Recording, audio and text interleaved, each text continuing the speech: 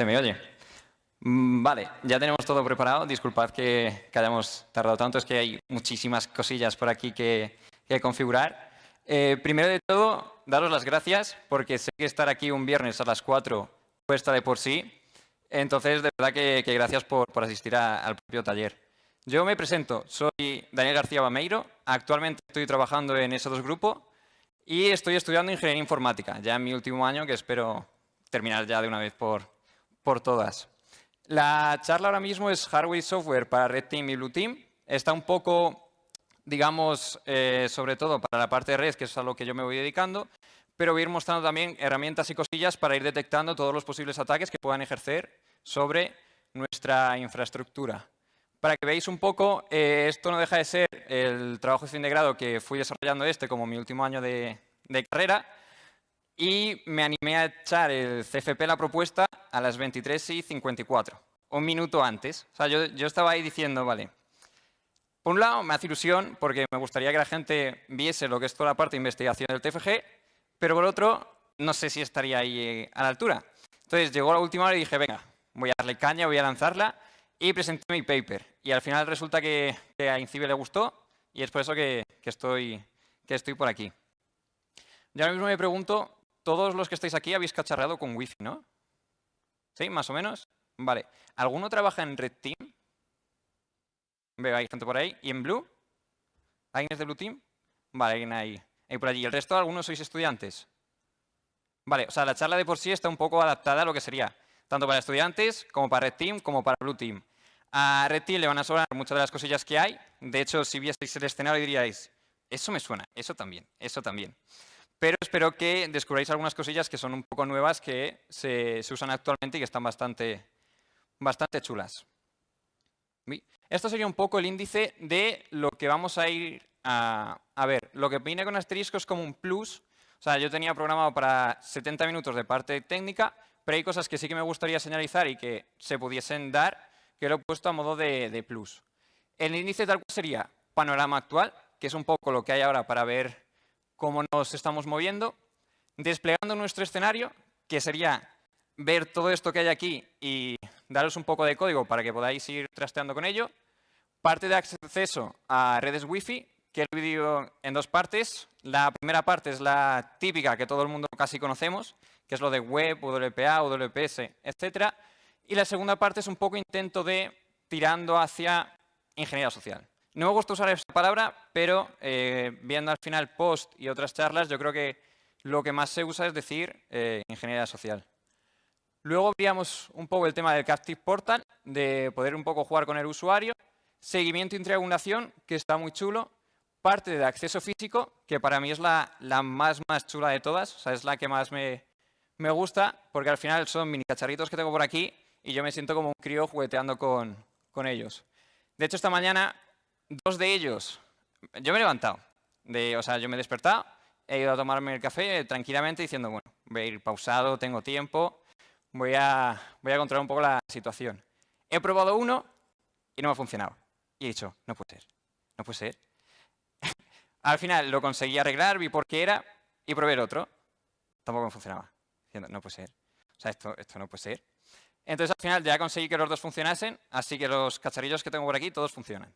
Así que yo eso que me alegro de poder mostraroslo. Vale. Panorama actual. Ahí veréis en toda la diapositiva scenario. Well, here you can see, by the way, my hashtag and Twitter account. If you have any question you want, my final project essay, or if you anything like that, please feel free to contact me. Normally, when we're talking about Wi-Fi, what do you think? Because when you talk to people about Wi-Fi, they say, okay, this is what I have at my place. But if you talk to experts in cybersecurity, they think about the neighbors. This is the current scenario that we can experience day to day. Also, nobody usually thinks about the blue part of Wi-Fi.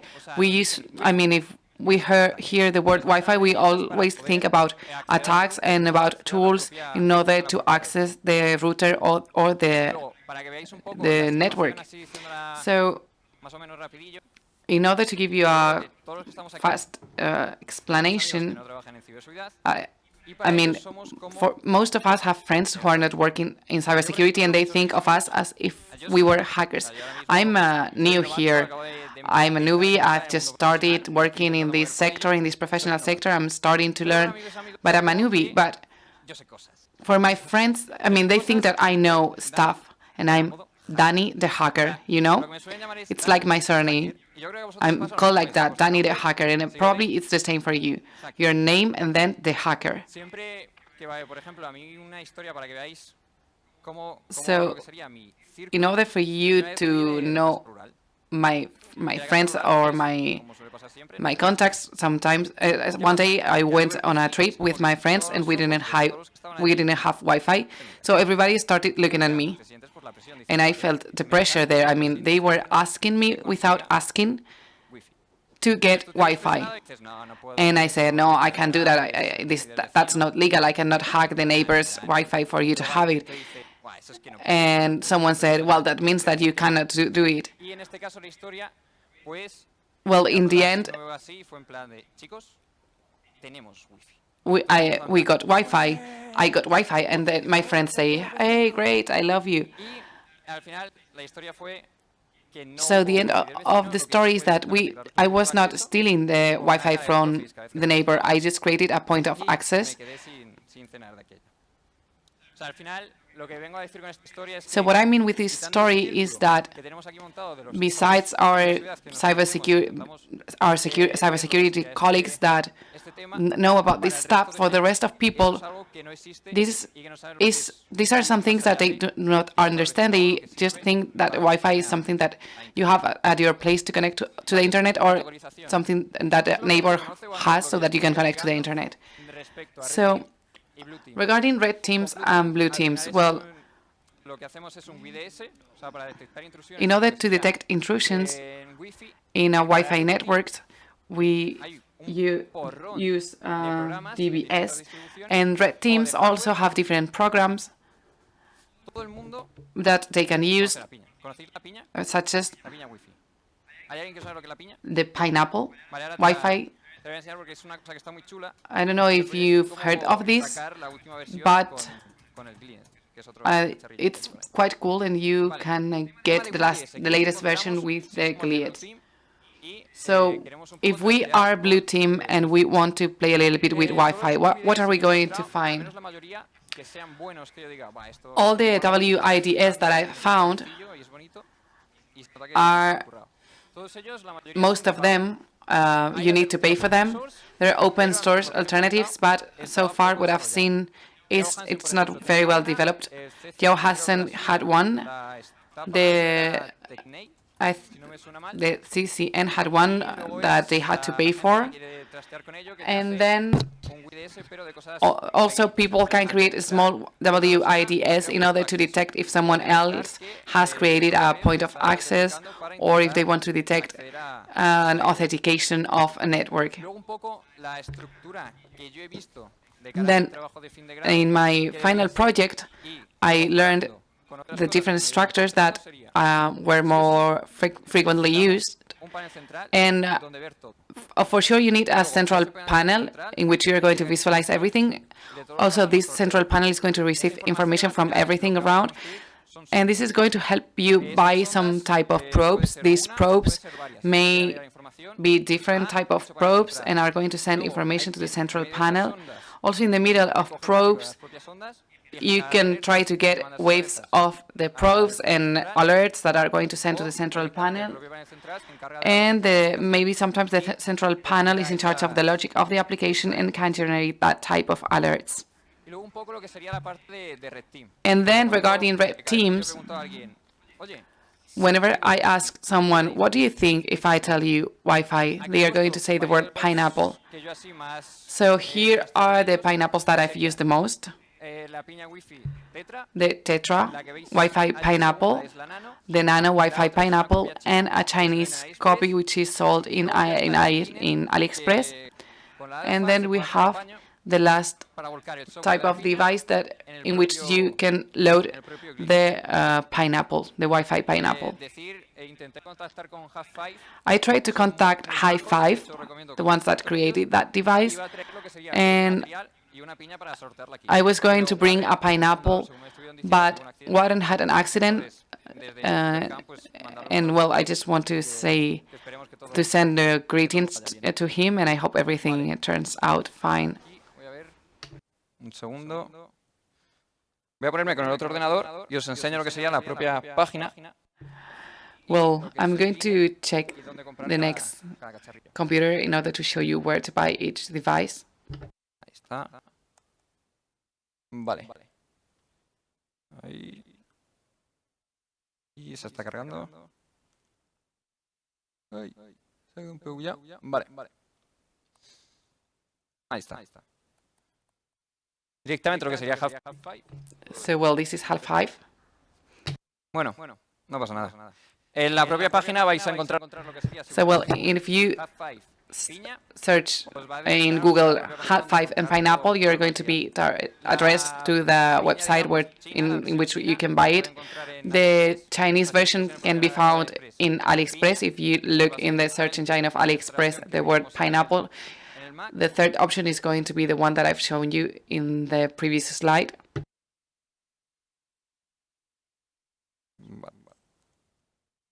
Hecho. ¿Se ve por ahí? Sí. Vale. Okay, great. This is for you to see these devices. Well, also now it's Black Friday, so you're going to get some discounts. If we go to the product area, you can see here the Tetra pineapple. It is also sold in Apple. And this is the Nano pineapple.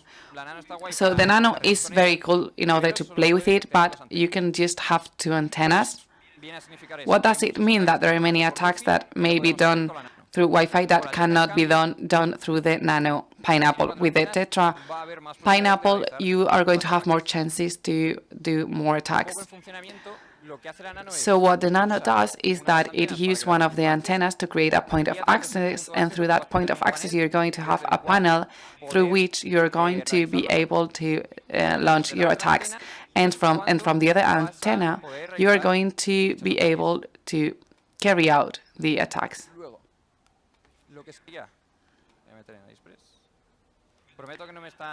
I ensure you that nor Amazon or AliExpress are paying me for doing this. But well, this is the Chinese copy of the pineapple. Well, in this case, you have several options.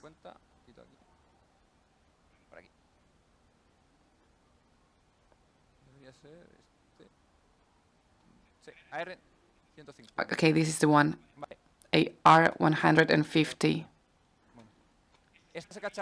So, well, this is the device that you can use if you want to set up your own pineapple. I bought this one here. So you can buy it with internal antenna, and afterwards you're going to need the alpha antenna, because the hardware of the pineapple has a chip.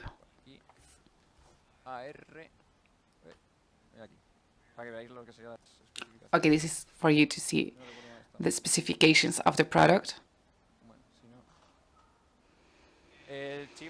Well, so it uses an ARN991 chip, I think, and that's the chip of alphas. As for alphas, if you want to have your own suites with all of the gadgets, I would recommend you to buy a suitcase such as this one in order to have everything more organized. So this is the alpha that I bought, the black one. It is sold in Amazon, but I think it was 23 euros in Amazon, and it is not the real one or the best one. So I think the chip ends by L, which helps you save more battery, but is less powerful. However, I bought it in order to try out, and it's working for me. I tried to take the software of the Pineapple, I loaded it in my Gleanet, and I could work with that. If you want to assemble your own suite, the memory of the Gleanet is 16, by the way, and the new versions for the Pineapple regarding software exceed the capacity of the IR 150 model. But when what you can do is removing some packages and try to get less than 16. You load it in the Gleanet and you build your own Pineapple in this device. Vale, esto no sé si se ve. Ahí está. Voy a ir a mi ordenador. Me voy a coger el Mac de aquí para que veáis un poco la conexión con la propia piña. Well, I'm going to show you the version with the Pineapple. Well, I can see that somebody is creating points of access. You cannot see it on the big screen, but I can see it from here.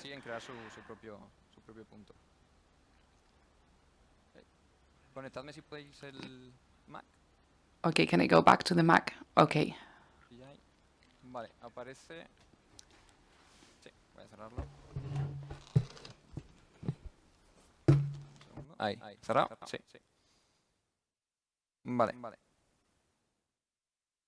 Ya estoy conectado con la piña. So I'm already connected through the Pineapple.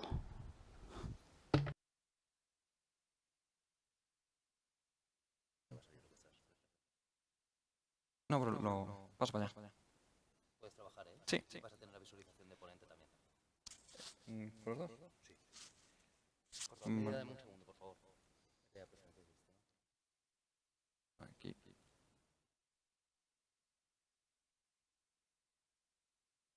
No. Un segundo.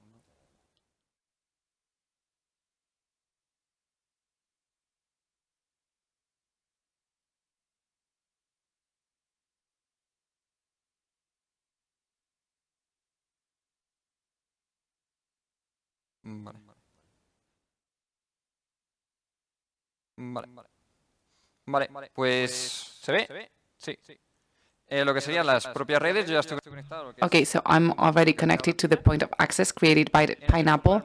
In this case, the IP of the router is 172, 16.42,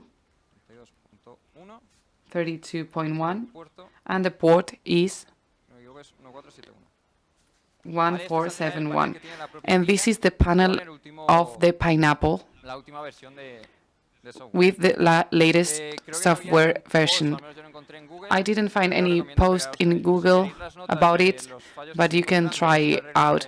If you want my notes about failures that I found, etc., please ask me and I will send the information that I have. On the internet, you can find information about 2.2 or 2.3, but this is 2.6. There are a lot of changes, such as, for example, the PHP version, and it is also faster.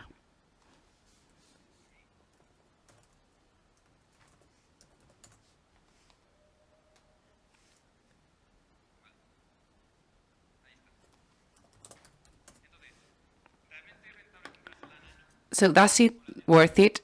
I mean, what's the difference between Nano and Tetra?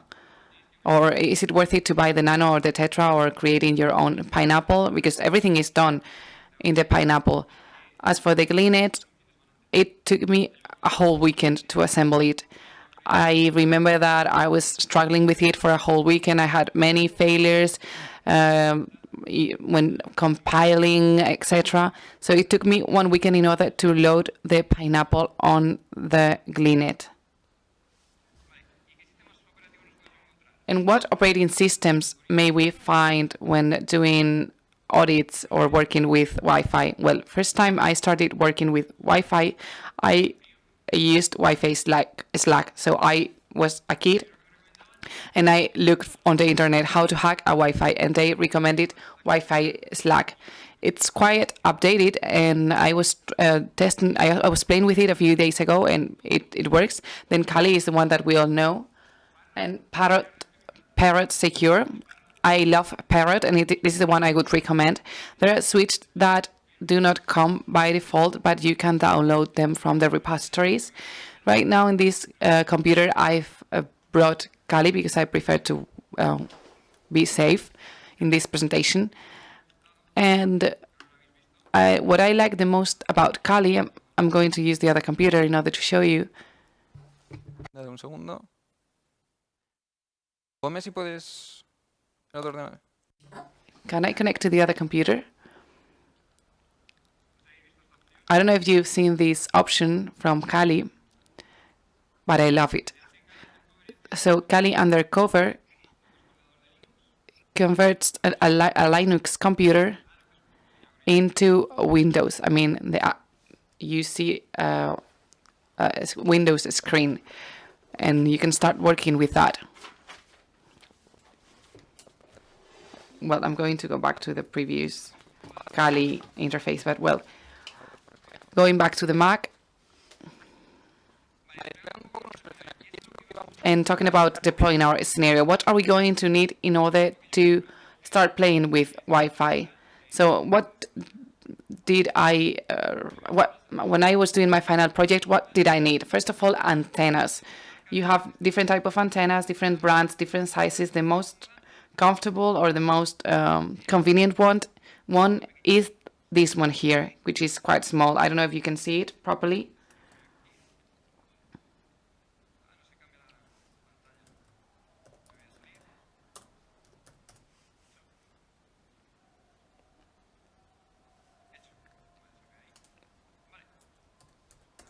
Okay, can you see it properly now? Okay, this is like the most popular one, €1 in AliExpress, and it works for Wi-Fi connections. It is true that it's not very powerful. I am only using it in order to connect to the internet. Then the next size is a little bit bigger, and the price is the same, and this is the one here. It's also €1. It's more powerful. The thing is that people find more convenient to have this. I don't care about the size. I don't care about people watching the antenna, so I've started buying these ones. It's true that when you buy an antenna in MediaMarkt or somewhere else, normally they offer you this type of big devices with an antenna. It is a little bit bigger, but I think that with this one here that's a little bit smaller, I have more power. This is the first one that I bought in MediaMarkt. And I will always remember this moment because I was a child. When I started playing with Wi-Fi, I was just a child. I went to MediaMarkt to buy this antenna. And it should be useful in order to use the monitor mode. Or at least this is what I wanted the antenna for. I asked in the store, do you know if this antenna can be used to work in monitor mode? And I was scared because I thought that they were going to think that I was going to use it to spy on the neighbor. And he asked me, this is for you to audit, right? And I said, yes, of course, I'm going to use it to audit. And also, the alphas are very affordable. I was given one. I tried it out. It worked better than these small devices, and now I have two of them. This is the alpha model with the antenna. I bought the chip AR271. And for me, this is the one that has worked the best for me. And you can buy it in Amazon for €20. It is AR9271. And when doing audits, I can tell the difference between these different devices. And then you can have a bigger antenna. And this one, I bought it because one of my colleagues had it. I mean, I was quite happy with my alpha antenna, but my colleague told me, wow, this is too small, and he pulled out this big antenna from his backpack. So I was very happy with my previous antenna, and he showed me his, and I ended up buying it. And it's true that this is way more powerful. You can reach way more networks with this big antenna. I think it was 12 euros, and the alpha antenna is 20 euros. So for 30 euros, you can build this small device here. The antenna is big, I know. If you need to do audits and you need to move around a building, I think it's maybe too big. But if you are going to be sitting somewhere, it's fine. So we've talked about the antennas, and now I want to talk to you about probes. So I always try to automatize everything. As my computer is not working very well, I try to load all the information on other devices, such as this mini computer. These are the mini computers that I've found and that are quite useful. Raspberry is the most popular one, I think. So this is the first Raspberry that was in the market. The problem is that it only has 2 USB entries.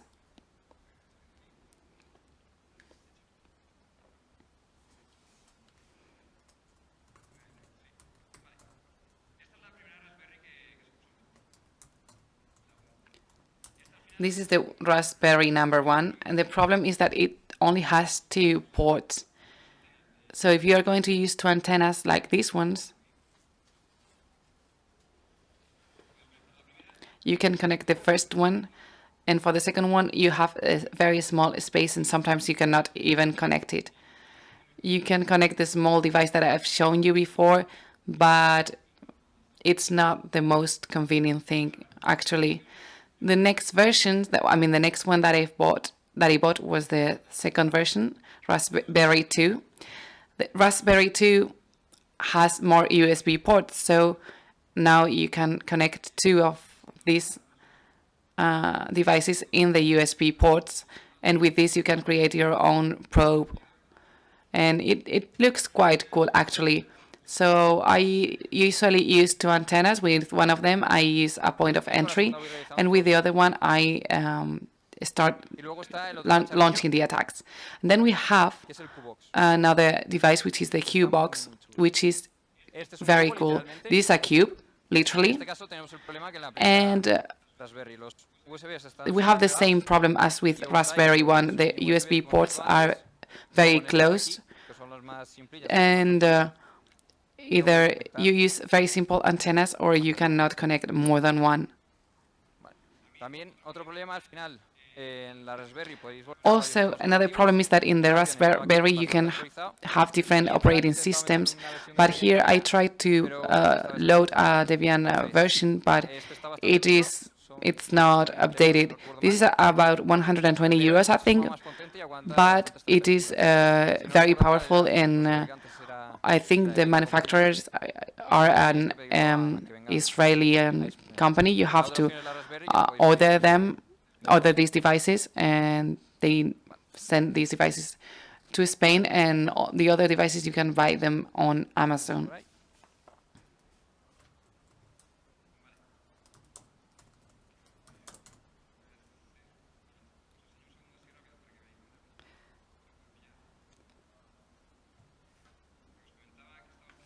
So this is the Q-Box that I was saying before, that it was quite cool.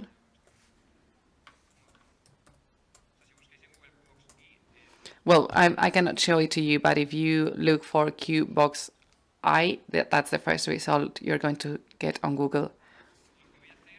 So what I'm going to do later, now I'm going to talk about router later, I will tell you the code in order for you to see what I'm going to do. Now I'm going to move to the second part of the presentation, which is about Wi-Fi networks access.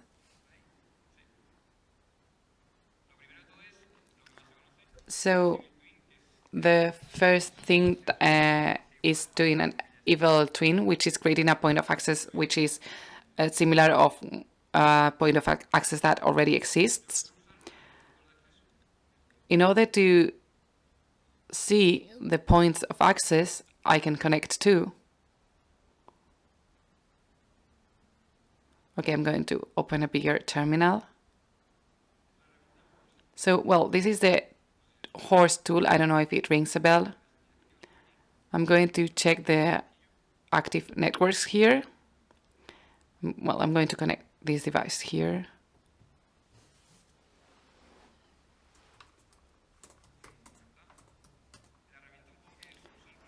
And the tool that I can use, that I usually use in order to see what's happening, what's going on, is the horse tool.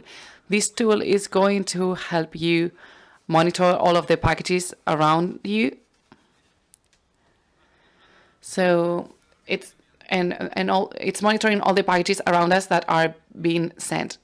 And what I really like is that you can filter packages.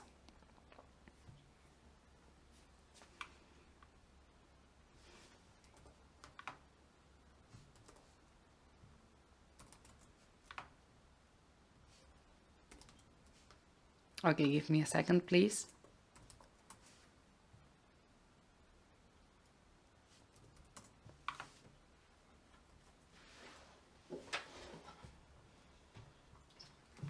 El teclado. Aquí sí pilla. Okay, let's see if I can do it here. Y lo que me interesa es el filtro, que es con la propia tecla F, que no me está apareciendo ahora. Okay, I applied a filter and pushed key F. When you push F, you have a mini panel. Let's wait for a second to see if it appears. I don't know why I can't get it there. So usually there should be a mini panel where you can filter the kind of package. One of the most one is ALF. Here you have the access points. Okay, I'll try to pause it when it appears because I have seen it. Access point, no. There is response but not request. I'm sure you have worked on Skynet. So the idea would be identify access points that we want to replicate and to replicate it with our own device. In order to create an access point, the most comfortable way to do it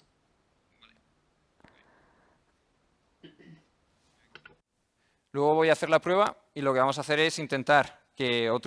I will try to make that another user connects to our access point and we'll see what we can do if we have enough time. Okay, I go back to Mac.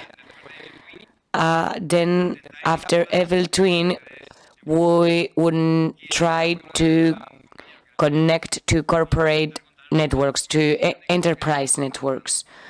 My colleague was great at it, and in the beginning I had the option to use free radios for the authentication part. In Cali you have some repositories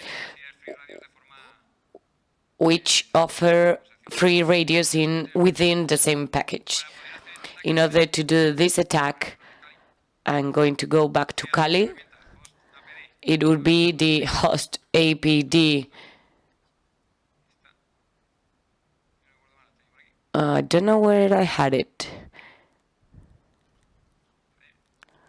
So host apt WP. Okay, there was a letter missing there.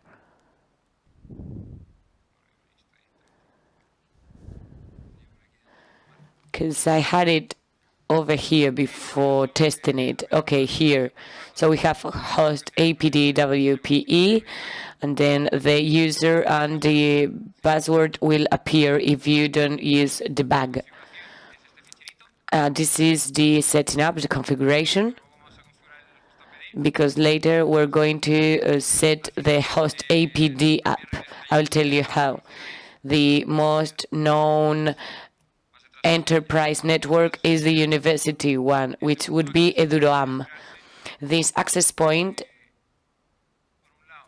is going to create the access point called EduroAM. I don't know if I have it here.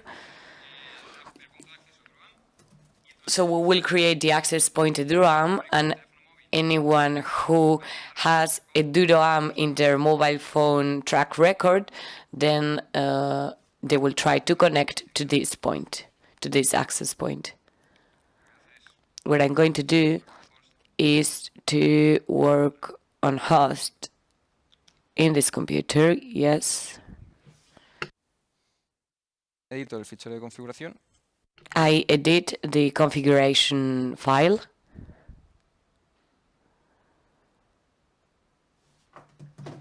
And as interface, I'm going to use WLAN 2. Okay, it's done.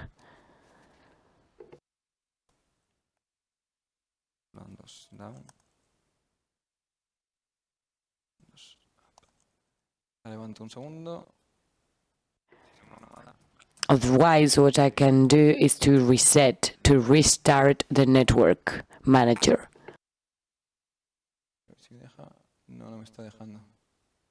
I don't know why it doesn't allow me to start the WLAN 2.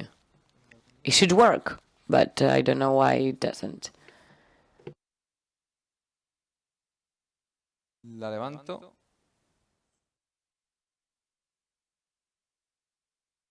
Y no me está tirando. Bueno, si no, luego vuelvo a ello. Otherwise, I'll go back to it later, and we can make some progress now. Para intentar seguir con... So I go back to Mac in order to continue the presentation. Can you go back to Mac on the screen?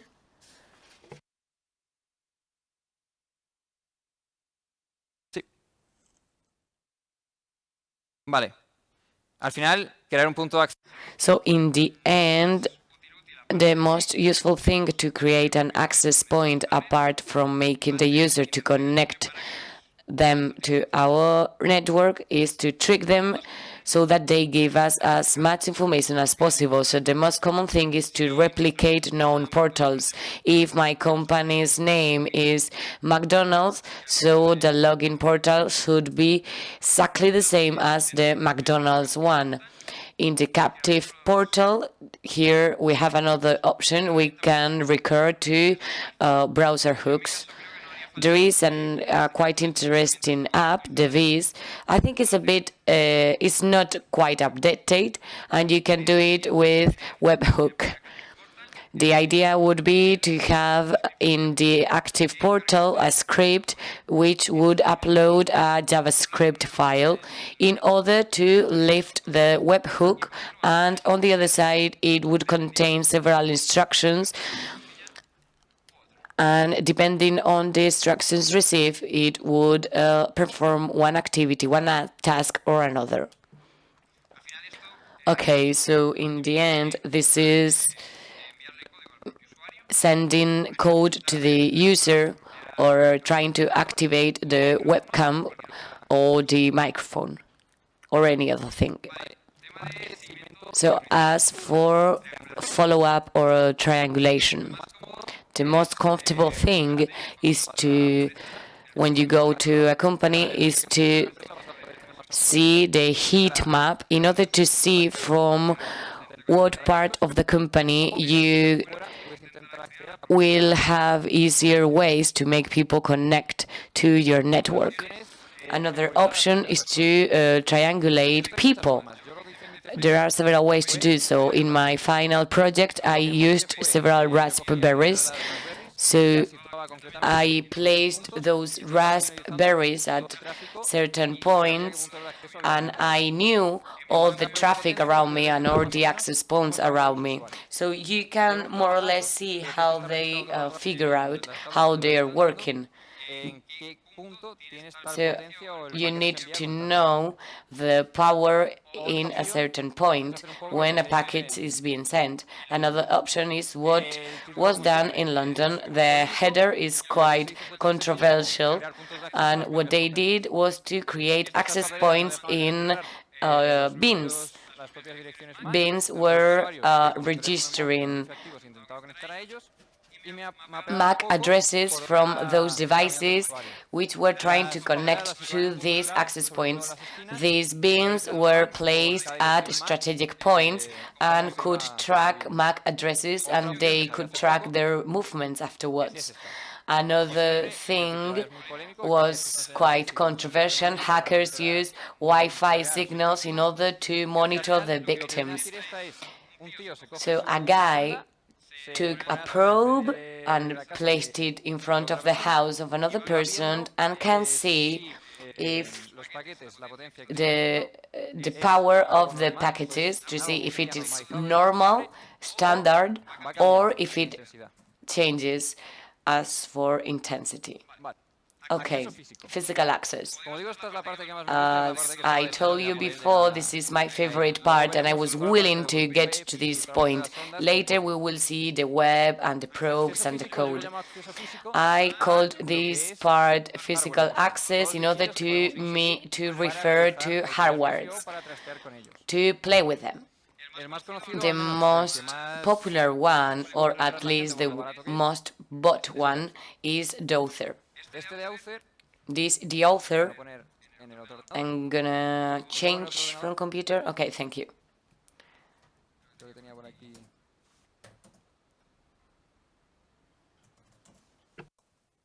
Se va a ir por ahí. Voy a meter un segundo en AliExpress. I'm gonna enter AliExpress for a second in order for you to show the gadget. Ay, no te pongas en ayuda. Madre mía, la cantidad de publicidad que muestra esto. So much advertising on this website.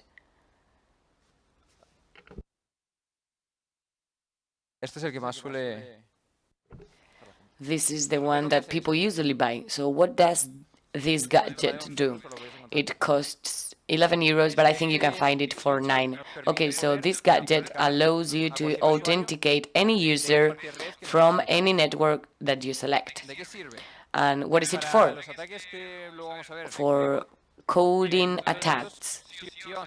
On many occasions, you need to listen to users in that same network. The easiest way to do it is to have a computer and an antenna, or you can use some of these gadgets. The one that I borrowed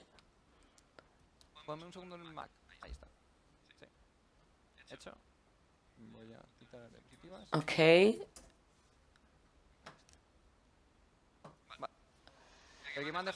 The one that I borrowed is a version that a guy called Pedro from the University Complutense of Madrid built. Is this thing.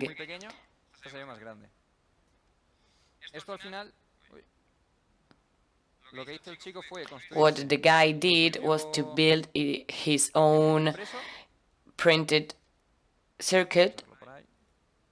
Can you see it? He bought in AliExpress the buttons, the screen, and the Wi-Fi model. The code is free, open source, so you can find it in GitHub, and is what you see here. And what does it allow us to do? On the one hand, we can see everything that is going around us. Now it only shows the packages which are being sent. It doesn't indicate the power, and it is on channel 11. Okay, I go backwards, and what I'm going to do is to scan networks around us, APs, and then it will scan all the networks. It was fast, as you saw. And then, once I've got the network, there are 13 networks, so I'm going to select one of them, this one, for example.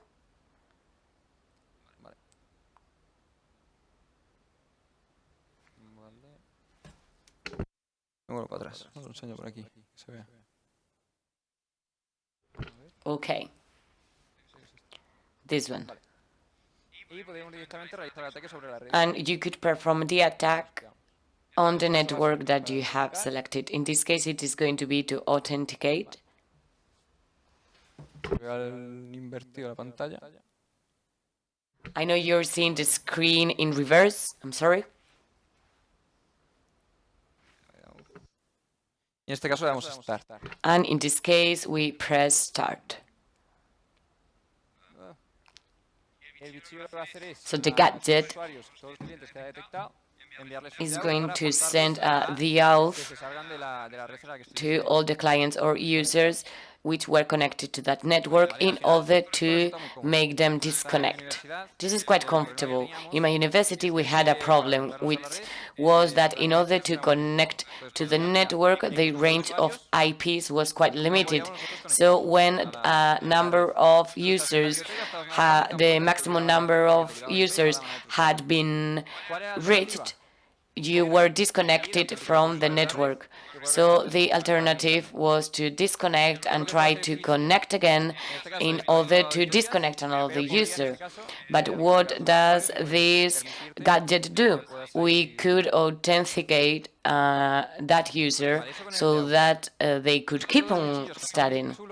Another of the gadgets that I log is a Wi-Fi keylogger. A keylogger collects characters that we're typing on our keyboard. From all the options that I have seen, the coolest one is this one.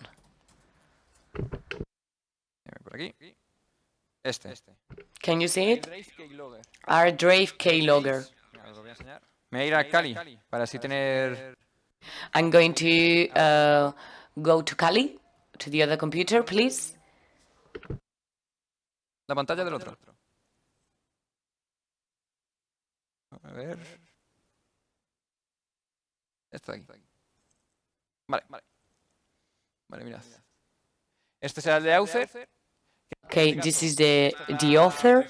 This is the version, the size that everyone buys, but the code is free, so you can build whatever you want, as my colleague did. There are some people who buy the author in a clock size, so every time they want to authenticate somebody, they scan the network, select the network, and disconnect all the other users in order to authenticate others. En Amazon son 40 euros. I think it costs 40 euros in Amazon. I do not quite remember, but in AliExpress is 23 euros. This is not a premium option, but you can also send it through premium option, and it works as follows. As you can see, it's super tiny. Let's see if you can see it. It's tiny. There are even smaller versions and other bigger versions. You cannot connect that to a laptop because it catches your attention, but if you do it on a desktop computer, it doesn't attract your attention. When the gadget is connected to the network, it opens an access point, and then you can see the logs of what it's writing. There are several versions of this gadget. This is, let's say, the most standard one, because the gadget creates an access point, and when you connect to it, you can see the registry. And there is another version, I think it is the Pro version, that makes you connect to the network and you don't need to access it. You receive all the information in your email account. Okay, so in this case,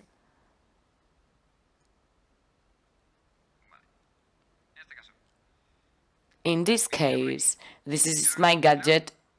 I connect the keyboard. I'm gonna try with Bluetooth.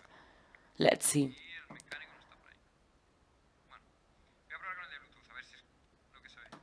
Let's try with the Bluetooth one. I'm going to go to Cali. Here it is. Okay. Let's see if I have an USB entry and connect it. So the access point which is going to be created, just give me a sec. I'm gonna have the Mac on the one side. This is already connected. I go to the Mac and I'm going to connect my Mac to the access point created by the gadget. It is connected. This opens a portal which shows the logs performed. As the user types, let's try with the Bluetooth keyboard.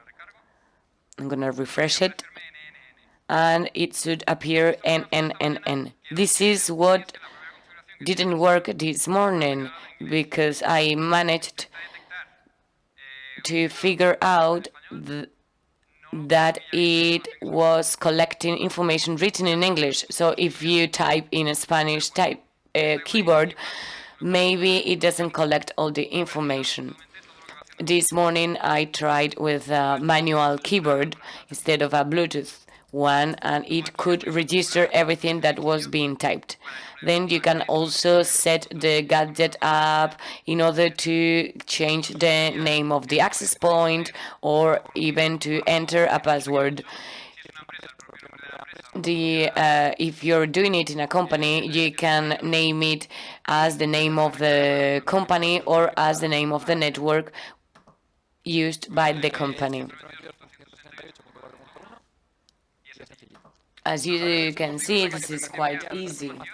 The other version sends you this information to your email account. Vale. A ver, buenas diapositivas.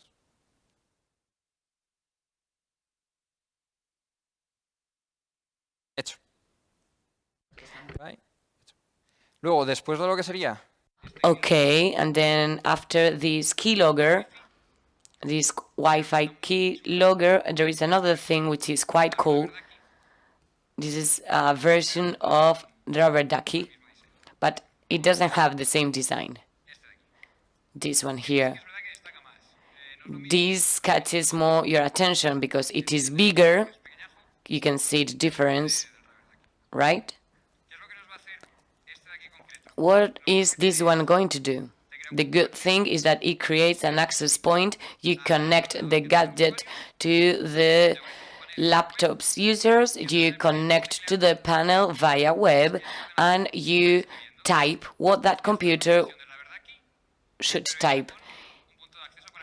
It is a version of DUCKY with an external access point, so you don't need to save the instructions. Here you can send the instructions through typing. I'm gonna show you. It takes a little bit to create the access point. Okay. Y lo tengo yo por aquí. Yes, and here it is. In this case, the password, it is a default password, but since I'm going to connect to my own computer, I'm not going to share my password in order to prevent somebody from sending data to my computer, okay? This is my IP, this is the password, and this is the IP to send information. As I was saying, there are cooler panels in your mobile phone. If you connect to the access point, there is an app. I mean, this is all free. This is this app. You can select the computer. I am using Linux. Can you see it? I don't know if you can. If I can adjust the zoom. Okay, so from here you ATF2, ATL F2, and then once you have your terminal in the other user's laptop, from this application you can type whatever you want and send it to the laptop. In this case, I'm going to use the desktop that it has. It is not as cool as the application itself. Can you see it, right? Okay. In this case, I'm going a sec to Cali, to the other computer. Okay. So clear, done. And I always route it as who am I. I already have the terminal. The distribution of the keyboard in Spanish is not well recognized, but it is in English. But if I go back to my Mac, can you show Mac? Yeah, thank you. So who am I? And I send the text. So from Cali, from the other computer, it wrote who am I? So I go back to the Mac, and you can do whatever you want. It has options for the mouse. You can press enter, so the command should be executed. You have special keys or shortcuts in order to reach the terminal or for other options. The easiest way to do it is, well, here there is none, is payloads. You can have a mini script in order for it to be connected to the laptop. I want to execute this script and the computer will execute it.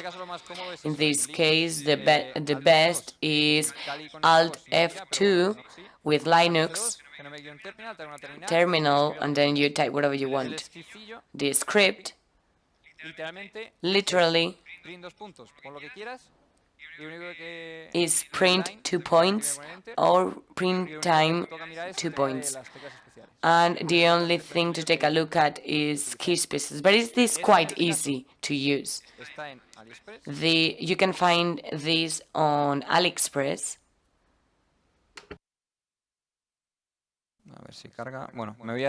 Let's see if it loads.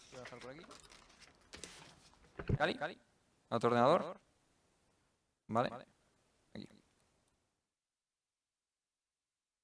No sé si he escrito bien. I don't know if I typed it correctly. Hecho. Voy a ver si tengo... Tengo otro por aquí. Let's see if I find the other one I brought. So close this window.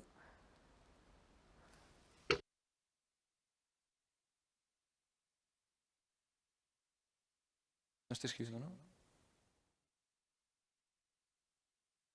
Vale. Un segundo, lo desconecto el bicho. Y escribo.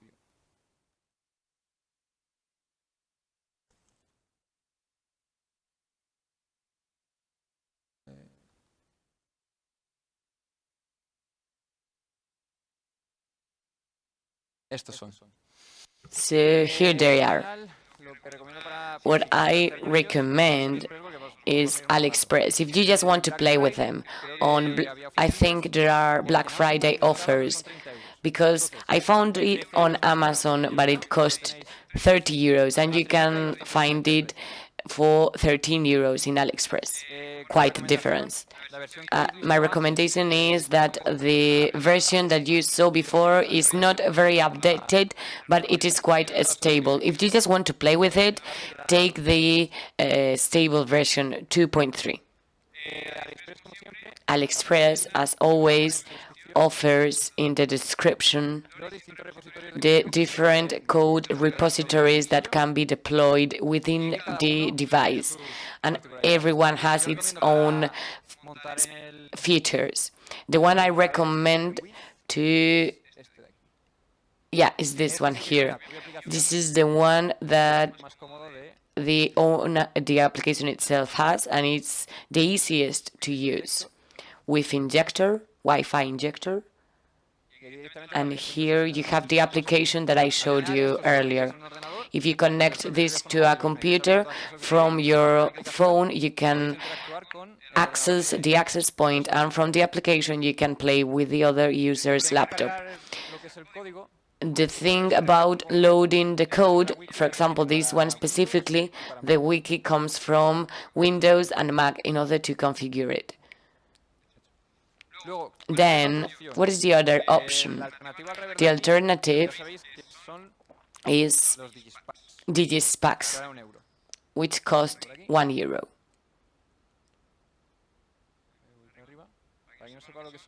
For those who don't know what this is, I'm going to show you these things over here.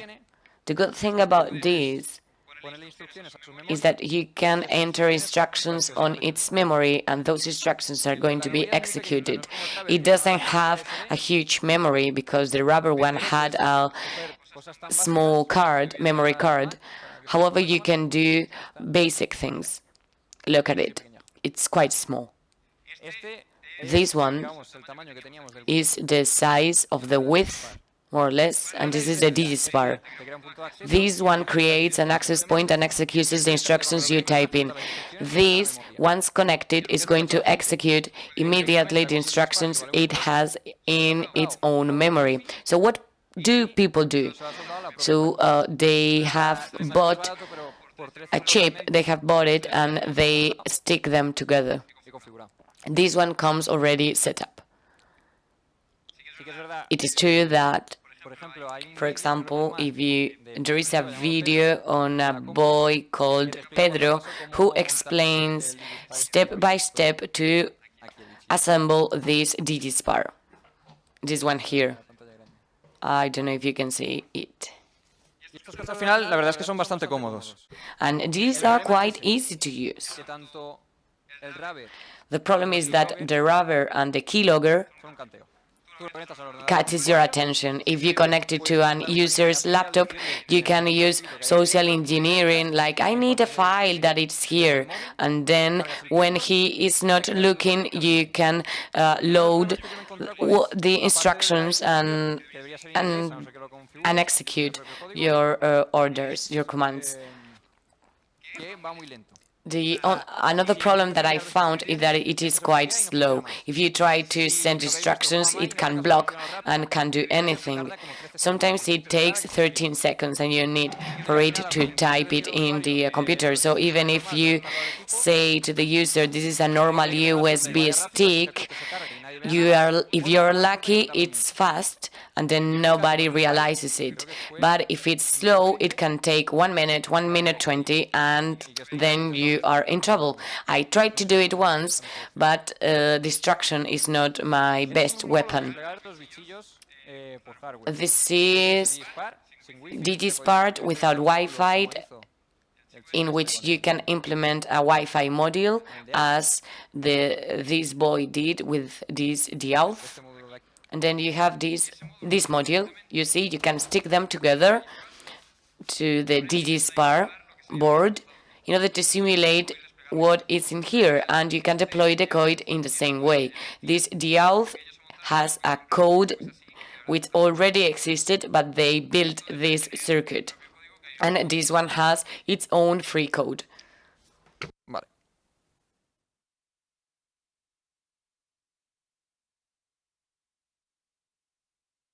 Vale. Y esto era uno de los... So this is one of the add-ons, which is quite cool. When starting working in an organization, there are companies that do not have filters, so you can create an FATP. And with the white device that I've shown you before, the most convenient thing to do is to write Python -n HTTP server, and you can navigate throughout all the directories. You can also connect it. You can export the SSH key, and you have already access. And this is the way of doing a fast audit. And also regarding the information. Es el tema de poder filtrar información. So, well, about information, I'm going to talk about leaking information. So if there is a package who is blocked and that has HTTP service there, they don't have internet service access, you can filter or leak information through Wi-Fi. So the most convenient thing is to have a Wi-Fi channel. So every time you're sending a package, you know that you are saying the destination IP, the origin IP, the MAC address, and a set of data that can be modified. Since from Nmap, one of the options to avoid firewalls is to modify the headlines and to put random IPs. In this case, what's more simple here is to take the last value of an IP value that represents a string value. So you say every package with that MAC address, this is the IP, and I'm going to read the last value, and that value is going to be represented by a character. I do a simple script with that value, and this is going to create a text. And another option that we have is to create a Wi-Fi covered channel. And what's good about this one is that you're not going to lose packages, because it is going to recover all the packages that you may have lost. So, because sometimes when you are monitoring the traffic, you may lose these packages, but the one that you can see here on the screen that was created by Iago avoids losing this information. You create here one single point of access, and with your own network card, you can connect and you can send random packages through the network, and that's it. You can do it through since an Nmap or through Scapy. You can edit your packages and do a script with those tools. Also, something else would be using a drone, which is more high-tech. What do I mean with that? Many drones work with Wi-Fi, function with Wi-Fi. These drones have an IP, and you can even see how the Android app works in order to try to manipulate it or create your own version. If you want to play with that, I bought recently an AR drone from Parrot. I'm going to use the other computer.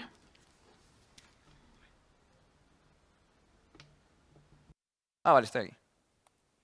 Vale. No me he dado cuenta. Hecho. Este sería... So, well, this is quite useful because the IP is free. You can play with that. It has an Android application, and you can manipulate the drone. In this case, well, it's 89 euros in MediaMarkt, but I bought it in Wallapop, so I got it cheaper, and I was playing with it. And this can create a point of access, the AR drone. You connect to that point of access and you can send all the information. In this specific model, besides the API from Parrot, you also have different libraries, even in Python, that are ready, so that just with one command you can give orders and tell the drone, okay, move backwards, upwards, etc. But well, this is just for fun. An audit is not going to use a drone ever. Another option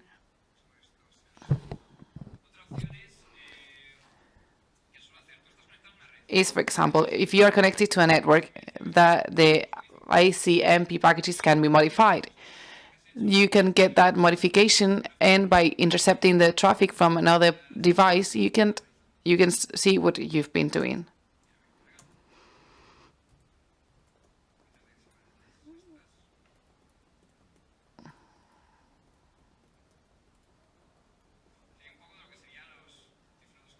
And these are the type of encryptions that there are. So this is the most simple one, and almost nobody uses this.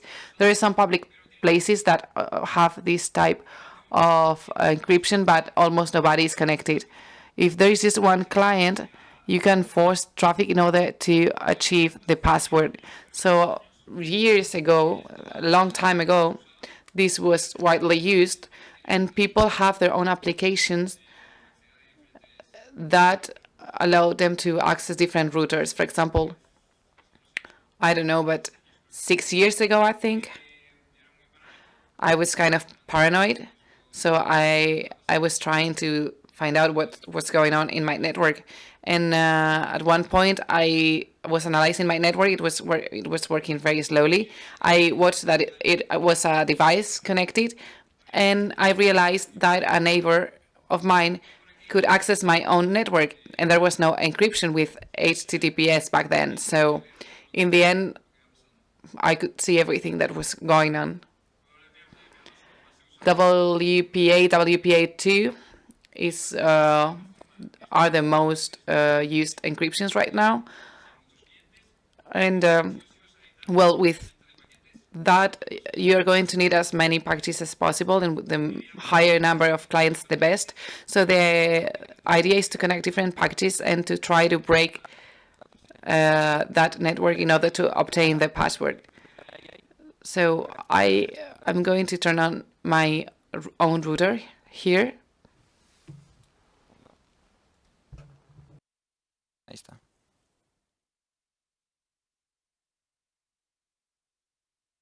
Y bueno, también estaba, creo que se ve ahí, por WPS, que era por PIN. And also there is the WPS through PIN, through PIN. This is quite cool because this router is quite cool because you can modify it and write any type of encryption, even the WEP.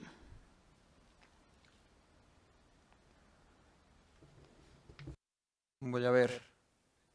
Supone. Uy, este no.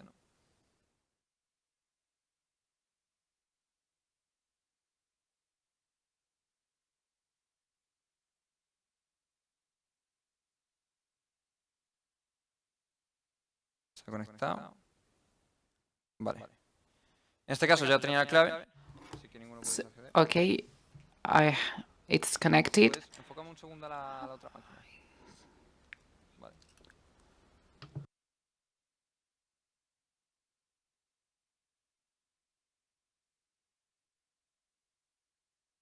Vale.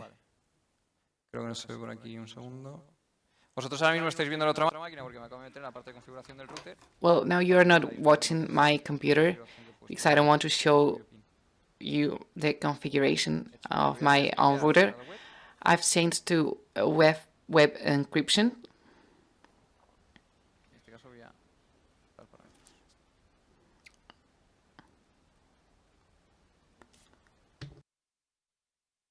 Vale. ¿Lo ves por ahí? Ponerlo por aquí.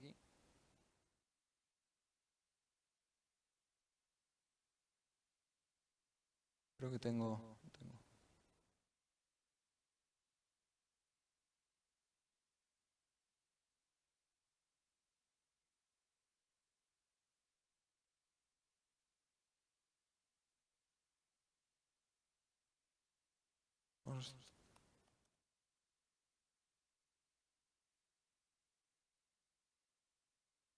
Vale. Y ya ha cambiado, veis arriba que está el Cisco. So here you can see the encryption. Vale, en este caso. Voy a intentar hacerlo So desde la Cali. I'm going to try to do this from Cali. El propio ataque. He hecho un terminal por acá. I'm going to move the terminal over here.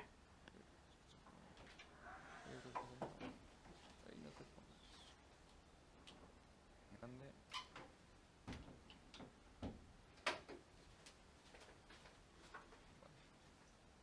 Vale. Ahí tengo las contraseñas en texto plano.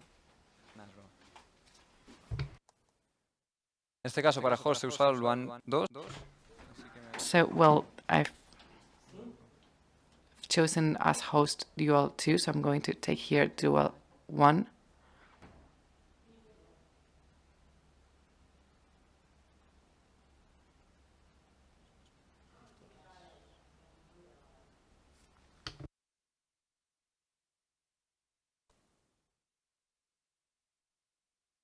Vale. La acabo de poner en modo monitor. So this is my monitor mode.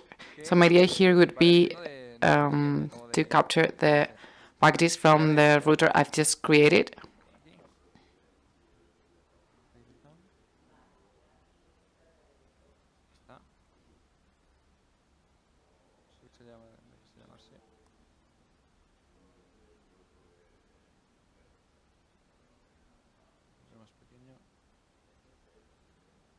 Vale.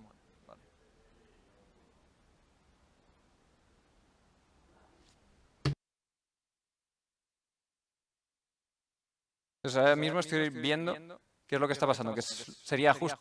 So what's going on? This is almost the same as the headline of the host.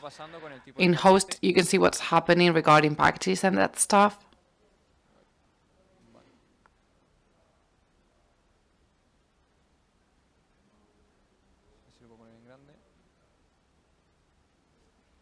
Let's see if I can make it bigger. Okay, here it is. So this is the one that's interesting to us, Cisco. I think this is the one that we're going to use.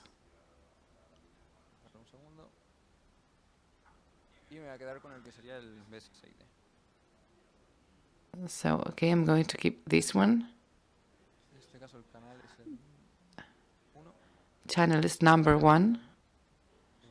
Can you see the terminal?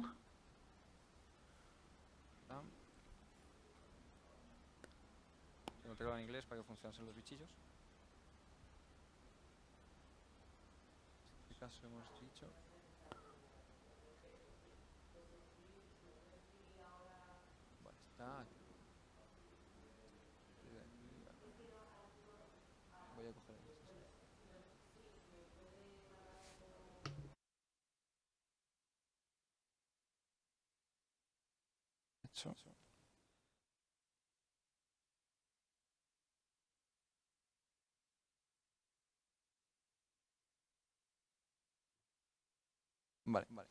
La idea es que aquí apareciesen So the idea is to see the packages that are exiting the router and the clients. There are no clients here right now, but I'm going to try to generate some traffic with the Raspberry. And you will see this now on the screen.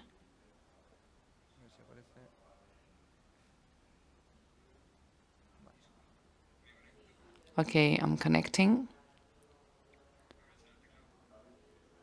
I'm going to use the keyboard.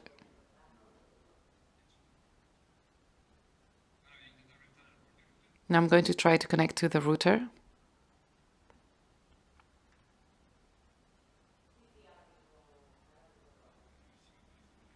Okay, let's see if I can see the network.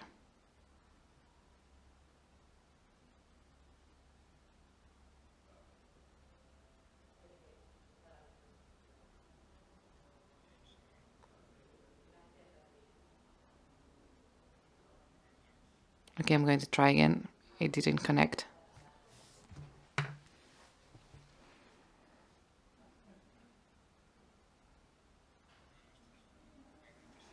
Okay, it's not working, but well, the idea is to generate some traffic in order to try to put more packages on the web network. With all of these packages, I mean, if we don't have enough packages, we can try to force a false authentication.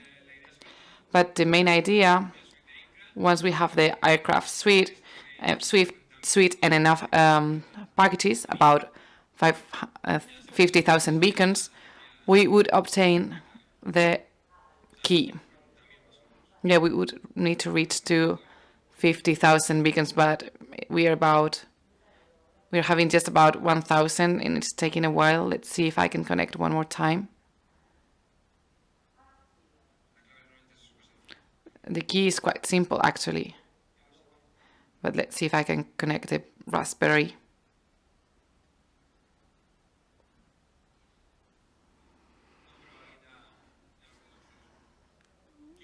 Okay, somebody could access. I don't know who is it. Please try to generate traffic.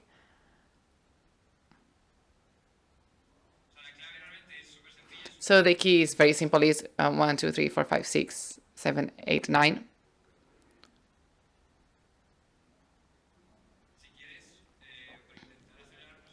In order to try to accelerate this,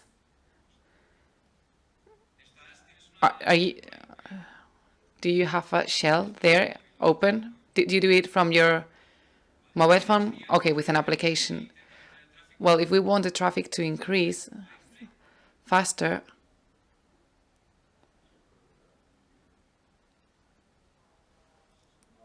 let's see if I can show you.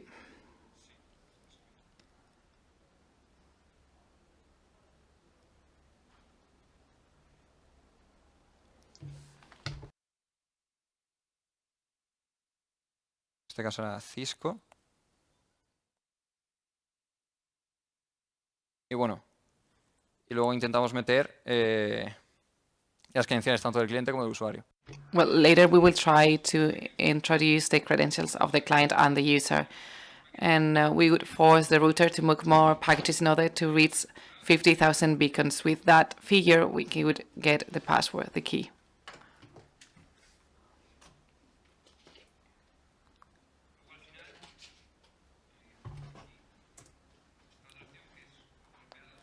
So the other option, WPA2, I'm going to change the properties of the router. Let's see if I can connect.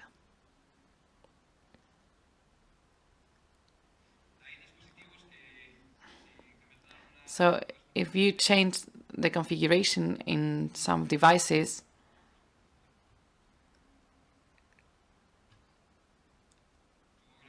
I mean, there are two types of attacks.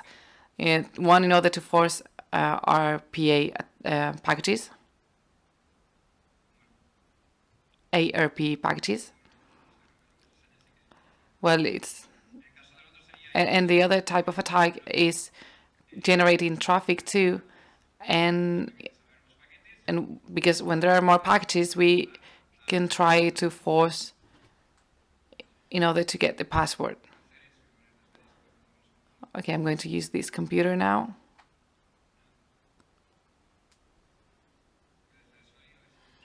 Okay, let's leave this here and let's do something else while the ones that could connect try to generate more traffic. Let's see if we can reach 50,000 beacons.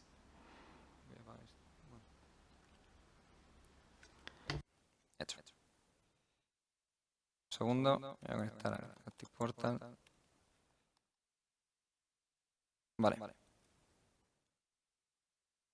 Aquí veis un poco el código. Okay, this is for you to see the code. Ahora os lo muestro en la pantalla grande. I'm going to show it to you now in the big screen.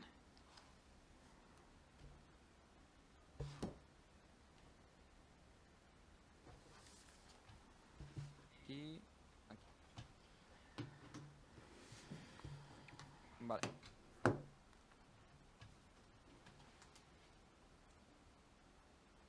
Esto es de la sonda, yo quiero este de aquí. Okay, I want this one here.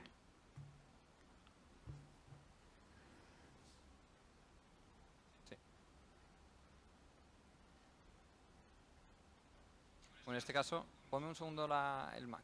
Well, please let me Vale. see the Mac screen again. Okay. Más o menos.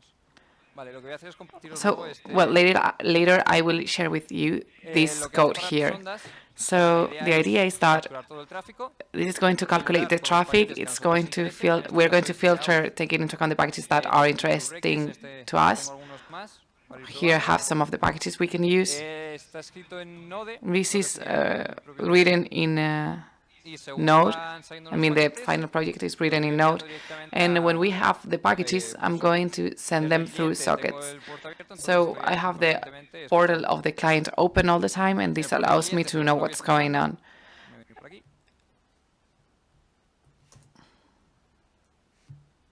Le voy estableciendo unas reglas. And I'm going to Por ejemplo, establish detecto que some tengo un rules. request, If this is le a lanzo un warning. Si request, detecto I can launch a que warning. hay If datos de parte I de- see that there are data que hay un punto de acceso que está or there is a enviando point of desde access lo that is registramos, sending que se llama igual que uno que tengo en mi strings base de that datos, are named as my database, I can launch ¿vale? Esto sería para la parte de danger. abajo, para enseñar código.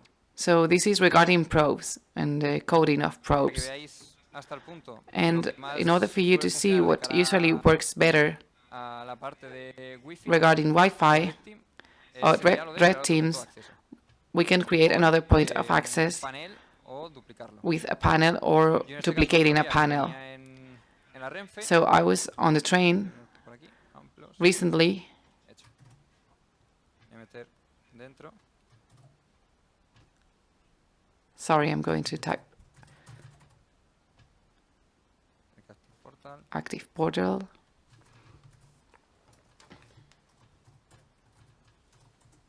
Vale.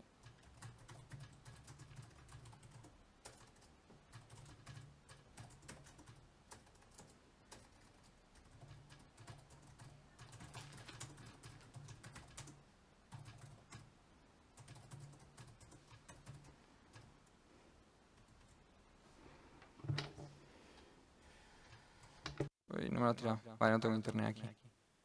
Dame un segundo. Okay, I don't have internet access here. Give me a second, please. I'm going to try to connect. So, in Renfe, they have a point of access.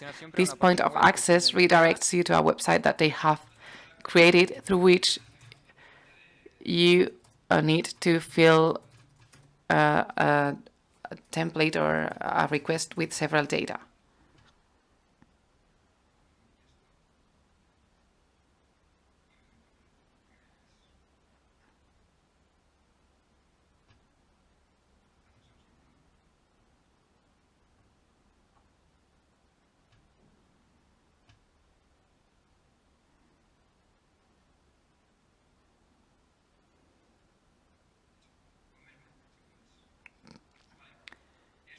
So this is the portal that I was explaining, that I was mentioning, the Renfe portal. They request many information here, many pieces of information, such as details such as name, surname, email address, ID number.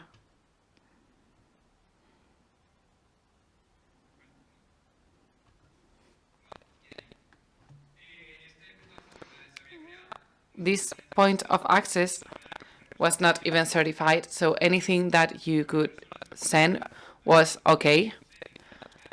Anyone can replicate that website, can create a point of access with this website, and it would work. What I mean is that anyone can replicate that point of access, anyone can launch that point of access, and anyone can steal that data. So you have to be careful with that. So probably the router has changed password, so we would have to reset it. I'm going to stop using it.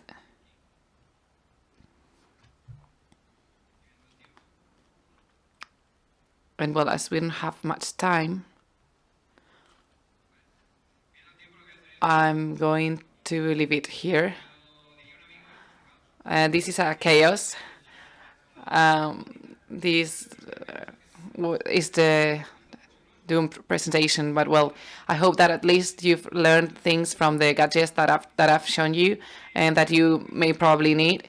Regarding Wi-Fi, you can do many things regarding heat maps or triangulation, or regarding also sending off information. So I would recommend you to play with all these things.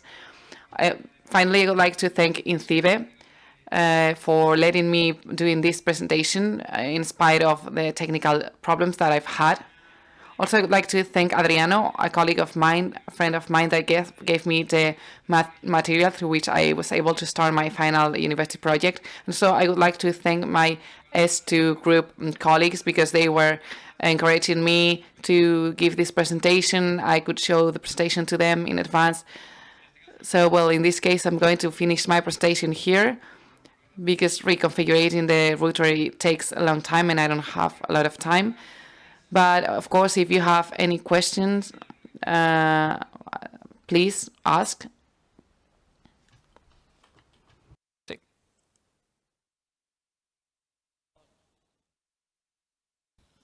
Una pregunta. Okay, I have a question. Do you know Paunagotchi? The Tamagotchi of Aigedon, is it? Yeah, I don't know the name, but it would have been cool to see that too. Yeah, I have a colleague of mine that is working with that, but I've never done it. So I prefer to show things that I was familiar with. But yes, of course, I want to try that. It's quite cool. The only thing is that there are data published regarding who's using the Paunagotchi, etc. Okay, thank you. Good to know. So, can you watch the code? Yes, you can. Okay, thank you. It's good to know that.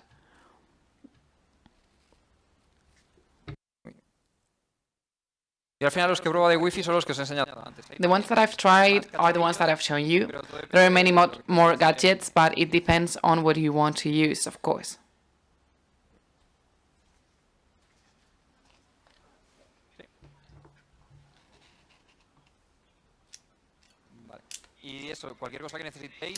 Well, again, once again, you've seen my contact details up here, so please feel free to contact me.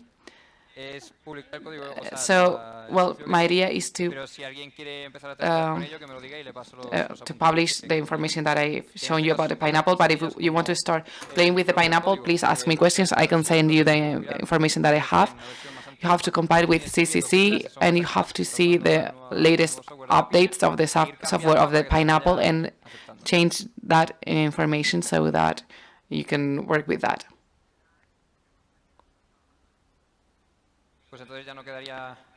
So, well, this is it. I hope you enjoyed my presentation and that you've learned things. So, thank you for coming.